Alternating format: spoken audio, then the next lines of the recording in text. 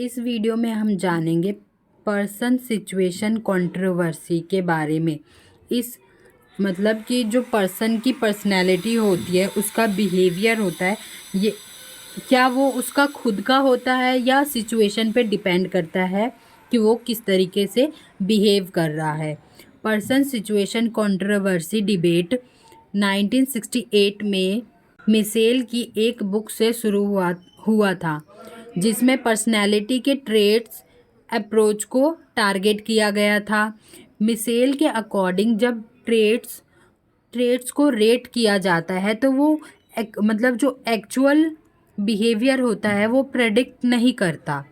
Michel के view को opposite करते हुए, मतलब उसका क्रिटिसाइज करते हुए, एप्स्टीन ने 1983 में तर्क दिया कि भले ही ट्रेट्स जो है वो सिंगल बिहेवियर को प्रेडिक्ट नहीं करते, लेकिन वो यह बताते हैं कि पर्सन का बिहेवियर किस टाइप का हो सकता है।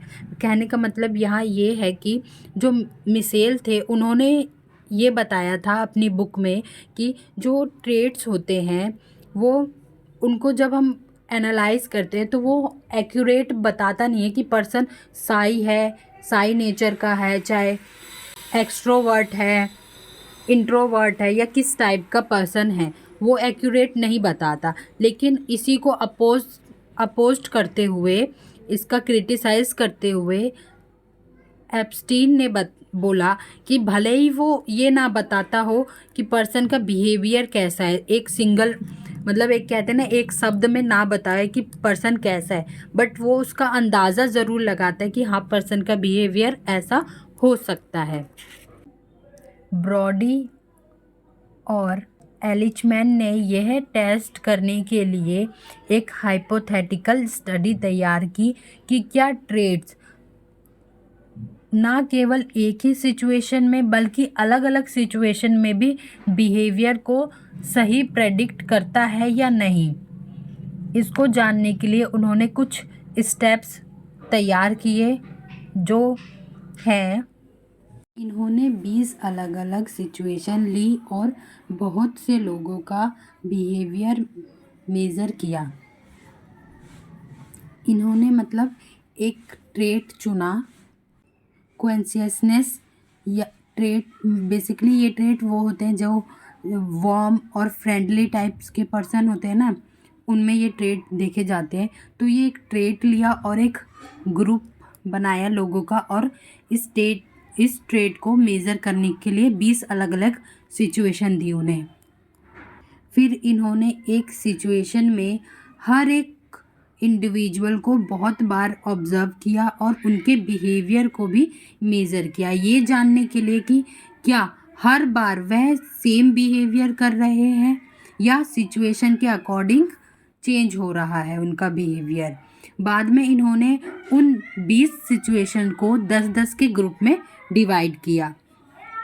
अब उन्होंने उन सारी सिचुएशन में पर्सन का जो भी बिहेवियर था उनका एवरेज निकाला, और मतलब इंडिविजुअल ने कौन सा बिहेवियर कितनी बार किया है, कब किया है और क्यों किया है, इन सब सिचुएशन को उन्होंने निकाला, उनका एवरेज निकाला इन सब बिहेवियर का।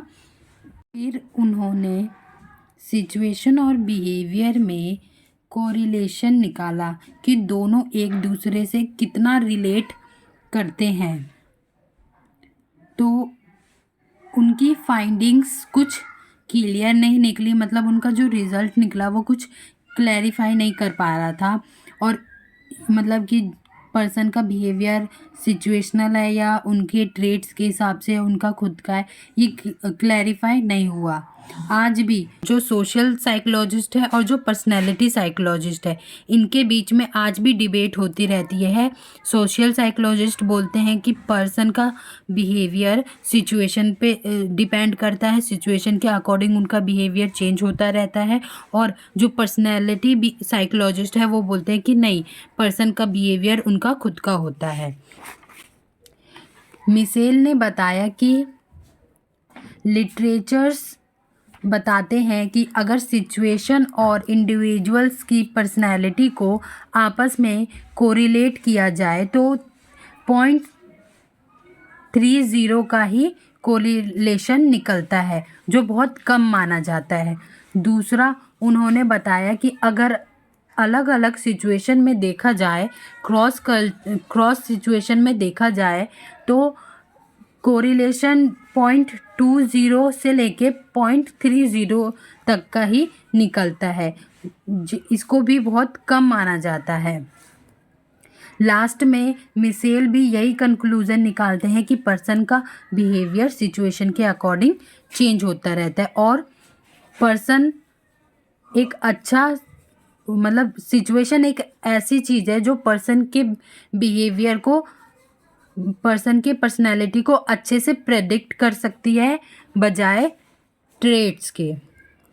Behavioural consistency controversy. इस कंट्रोवर्सी में यह बताया गया है कि किसी भी इंडिविजुअल का बिहेवियर हर टाइम हर समय एक जैसा नहीं होता, यानी कंसिस्टेंसी उसमें नहीं देखी जाती है, वो सिचुएशन के अकॉर्डिंग चेंज होती रहती है। यही जानने के लिए हटसॉन और मैंने एक क्लासिकल स्टडी कंडक्ट की, ये जानने के लिए कि बच्चे हर सिचुएशन में, अलग अलग सिचुएशन में अपनी ऑनेस्टी दिखाते हैं या नहीं दिखाते। पर इस सिचुएशन में पाया गया कि मतलब उनको एक ऐसी सिचुएशन दी गई कि उनको बेईमानी करने का मौका दिया जाए और किसी को पता भी ना चले। तो इसमें ये देखा गया कि बच्चों की जो बिहेवियर था वो किसी भी सिचुएशन में कंसिस्टेंसी नहीं था, मतलब वो ना तो ठीक से ऑनेस्टी दिखा पा रहे थे, ना ही ठीक से डिसऑनेस्ट हो पा रहे थे। तो बेसिकली बात यहाँ यही साबित हुई कि जो बिहेवियर है वो सिचुएशन पे ही डिपेंड करता है। मिसेल ने बताया था कि बिहेवियर सिचुएशन पर डिपेंड करता है और यह भी बताया कि हमारा बिहेवियर कभी कभी रेनफोर्समेंट पर भी डिपेंड करता है, मतलब कि हम जो भी बिहेवियर करते हैं उसका हमें क्या री-अवॉर्ड मिलेगा या पनिशमेंट मिलेगी, इसके अकॉर्डिंग भी हमारा बिहेवियर चेंज होता है, हमारा बिहेवियर इस पे भी डिपेंड करता है।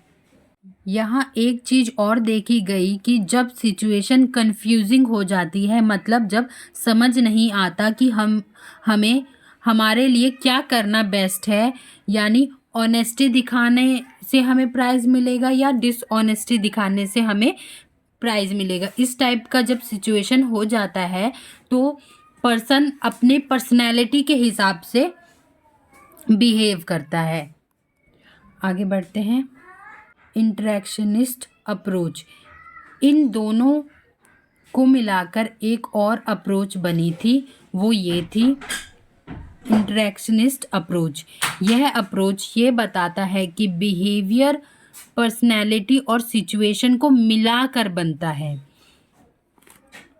और कुछ पर्सन ऐसे होते हैं जो सिचुएशन के अकॉर्डिंग अपने आप को ढाल लेते हैं, मतलब जिस तरीके की सिचुएशन होती है वो उसी तरीके से बिहेव करते हैं। ऐसे में इनका बिहेवियर कम कंसिस्टेंसी वाला दिखता है क्योंकि वो सिचुएशन के अकॉर्डिंग काम करते हैं ना। और बहुत से लोग ऐसे भी होते हैं जो अपने बिहेवियर को कंसिस्टेंसी बनाए रखते हैं और सिचुएशन के अकॉर्डिंग काम नहीं कर पाते, मतलब सिचुएशन जैसी भी हो वो अपना बिहेवियर वैसा ही रखते हैं जैसे वो हैं। इसमें ये भी बताया गया कि हमारी जो लाइफ स्टाइल है या हम जो करियर चूज़ करते हैं, हमारी जो चॉइस होती है वो हमारे ट्रेट्स पे बेस करती है, ना कि सिचुएशन पे। इन शॉर्ट ये यहाँ पर भी यही बताया गया कि ट्रेट्स का भी हमारी लाइफ में इम्पॉर्टेंट रोल है और वो भी पर्सनैलिटी को शेप करने में हेल्प करती है। यहाँ एक और एक्सपेरिमेंट बताया गया है मिलग्राम का।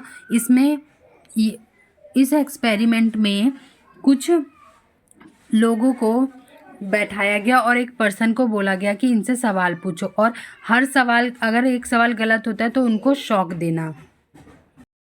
और जैसे जैसे लेवल बढ़ता जाएगा, शॉक देने का लेवल भी बढ़ता जाएगा। बट एक्चुअली में ऐसा कुछ नहीं था, उनको शॉक नहीं दिया जा रहा था। बट जिस पर्सन को बोला गया था ना कि इनको शॉक देना है, उसको ये बात मालूम नहीं थी। उसको पता था, मतलब उसको लग रहा था कि ये चीज़ गलत है, मेरे शॉक का बटन दबाने से उनको करंट लगेगा, उनको चोट लग सकती है। बट वो करता, मतलब वो अपने नहीं मानता, वो अपने से बड़े अथॉरिटी जो उनको बोला गया है उनकी बात मानता है। तो इन शॉर्ट यह यही बताना चाहता है कि पर्सन को पता तो होता है कि वो चीज़ गलत है, बट वो सिचुएशन के अकॉर्डिंग ही काम करता है, यानी अपने से बड़े या अपने से सीनियर्स की बात, अथॉरिटी की बात मानता है।